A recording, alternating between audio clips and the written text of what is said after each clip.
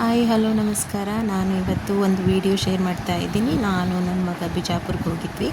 ಒಂದು ಅಡ್ಮಿಷನ್ ಮಾಡ್ಸೋಕ್ಕಂತ ಹೋಗಿದ್ವಿ. ಅಂದರೆ ಹಿಂದಿನ ದಿವಸ ನಾವು Sangana Basava international public school ಇದೆ ಅಲ್ವಾ, ಸೊ ಅಲ್ಲಿ ಎಂಟ್ರೆನ್ಸ್ ಬರೆದಿದ್ದ. ಸೊ ನೈಟ್ ಒಂದಿನ ಯಾತ್ರಿ ನಿವಾಸಲ್ಲಿ ಸ್ಟೇ ಮಾಡಿಕೊಂಡು ಎಕ್ಸಲೆಂಟಲ್ಲಿ ಬರೆದಿದ್ದ ಎಂಟ್ರೆನ್ಸ್ ಎಕ್ಸಾಮ್. ಸೊ ಆಮೇಲೆ ಬರ್ದಾದ್ಮೇಲೆ ಸ್ವಲ್ಪ ಟೈಮ್ ಇತ್ತಲ್ವ, ಸೊ ಶಿವಗಿರಿಗೆ ಹೋಗೋಣ ಅಂತ ಹೋದ್ವಿ. ನೋಡಿ, ಇದು ಎಂಟ್ರೆನ್ಸು. ಬಸ್ ಸ್ಟ್ಯಾಂಡಿಂದ ನಾವು ಆಟೋನೇ ಬುಕ್ ಮಾಡ್ಕೊಂಡಿದ್ವಿ. ಪಾಪ ಆಟೋದವನು ವೆಯ್ಟ್ ಮಾಡಿದ ನಮಗೆ ಮತ್ತೆ ರಿಟರ್ನ್ ಬರೋಕ್ಕೆ. ಸೊ ತುಂಬ ಚೆನ್ನಾಗಿದೆ. ನೀವು ಬಿಜಾಪುರ್ಗೆ ಒಂದು ಸರ್ತಿ ಹೋದಾಗ ಈ ಶಿವಗಿರಿಯನ್ನು ಖಂಡಿತ ವಿಸಿಟ್ ಮಾಡಬೇಕು ನೀವು ಅಂತ ನಾನು ಹೇಳೋಕ್ಕೆ ಇಷ್ಟಪಡ್ತೀನಿ. ಯಾಕಂತಂದರೆ ಅಲ್ಲಿ ತುಂಬ ಚೆನ್ನಾಗಿದೆ. ಅಂದರೆ ಗಾರ್ಡನ್ ಥರ ಇದೆ, ಮಕ್ಕಳಿಗೆ ಆಟ ಆಡೋಕ್ಕೂ ಇದೆ. ಆಮೇಲೆ ಶಿವನ ಮೂರ್ತಿ ಇದೆ, ಶಿವನ ಸ್ಟ್ಯಾಚು ಮಾಡಿದ್ದಾರೆ ಶಿವಗಿರಿಯಲ್ಲಿ. ಇದು 86 ಅಡಿ ಎತ್ತರದಲ್ಲಿರುವಂತಹ ಒಂದು ಶಿವನ ವಿಗ್ರಹವನ್ನು ಮಾಡಿದ್ದಾರೆ. ಸೊ ಅಲ್ಲಿ ಇದೆ ರಾಜರಾಜೇಶ್ವರಿ ದೇವಸ್ಥಾನಗಳಿದೆ, ಗಣೇಶನ ದೇವಸ್ಥಾನ ಇದೆ ಒಳಗಡೆ ಶಿವಗಿರಿಯಲ್ಲಿ. ಪಾರ್ಕ್ ಇದೆ, ಮಕ್ಕಳಿಗೆ ಆಟ ಆಡಲಿಕ್ಕೆ. ತುಂಬ ಅಂದರೆ ತುಂಬ ಬಿಸಿಲಾಗಿತ್ತು, ಬಟ್ ಆದರೂ ನಾವು ಅದನ್ನು ನೋಡ್ಕೊಂಡು ಹೋಗೋಣ, ಹೆಂಗೆ ಟೈಮ್ ಇತ್ತಲ್ವ. ಸೊ ಅದಕ್ಕೆ ನಾನು ನನ್ನ ಮಗ ನಾವು ಹೋಗ್ತಾ ಇರೋದು ನೋಡಿ ಶಿವ ಕಾಣಿಸ್ತಾ ಇದ್ದಾರೆ. ತುಂಬ ಚೆನ್ನಾಗಿದೆ. ಹಾಗೂ ವಿಸಿಟ್ ಮಾಡಬೇಕು ಅಂತ ನಾನು ಹೇಳೋಕ್ಕೆ ಇಷ್ಟಪಡ್ತೀನಿ. ಆಮೇಲೆ ಇಲ್ಲಿ ನಿಮಗೆ ಪಾದರಕ್ಷೆಗಳು ಸ್ಥಳಗಳಲ್ಲಿ. ಆಮೇಲೆ ಇಲ್ಲಿ ನಿಮಗೆ ಡೈಲಿ ಪ್ರಸಾದ ಇರುತ್ತೆ. ಅಂದರೆ 12:30 ಸ್ಟಾರ್ಟ್ ಆಗುತ್ತೆ.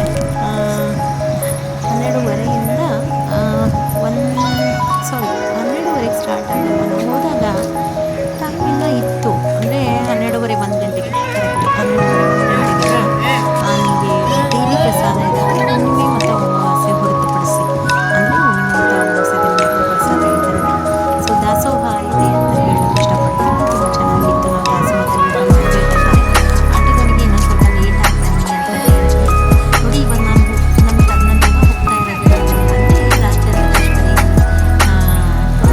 ಒಂದು ಸ್ಟ್ಯಾಚು ಮಾಡಿದ್ದೀವಿ. ಆಮೇಲೆ ಈ ಕಡೆ ನೋಡಿದ್ರೆ ಲೆಫ್ಟ್ ಸೈಡ್ ಅಂದರೆ ರಾಜರಾಜೇಶ್ವರಿ ಸ್ಟ್ಯಾಚು ಅಲ್ಲಿ ನೋಡಿದ್ರೆ ಮಕ್ಕಳಿಗೆ ಆಟ ಆಡ್ತಾರೆ. ಇದೆ ಗಣೇಶ ದೇವಸ್ಥಾನ ಇದೆ. ಇಲ್ಲಿ ಪಾರ್ಕ್ ಇದೆ. ಮಾಡ್ಬೋದು ಅನಿಸುತ್ತೆ. ಮೇ ಬಿ ಯಾರೂ ತರಲ್ಲ, ಅಂದರೆ ಅಲ್ಲಿ ಪ್ರಸಾದ ಇರೋದ್ರಿಂದ. ಸೊ ಯಾರೂ ತರಲ್ಲ. ಬಂದುಬಿಟ್ಟು ಸ್ವಲ್ಪ ಹೊತ್ತು ಕಾಲ ಕಳೀತಾರೆ, ಮಕ್ಕಳಿಗೆ ಆಟ ಆಡಿಸ್ಕೊಂಡು. ತುಂಬ ಚೆನ್ನಾಗಿದೆ. ನನಗಂತೂ ತುಂಬ ಇಷ್ಟ ಆಯಿತು. ಶಿವನ ವಿಗ್ರಹ ಅಂತೂ ನೋಡೋಂಥದ್ದಿದೆ. ಅಷ್ಟೊಂದು ಸುಂದರವಾದಂತಹ ಒಂದು ವಿಗ್ರಹವನ್ನು ಮಾಡಿದ್ದಾರೆ.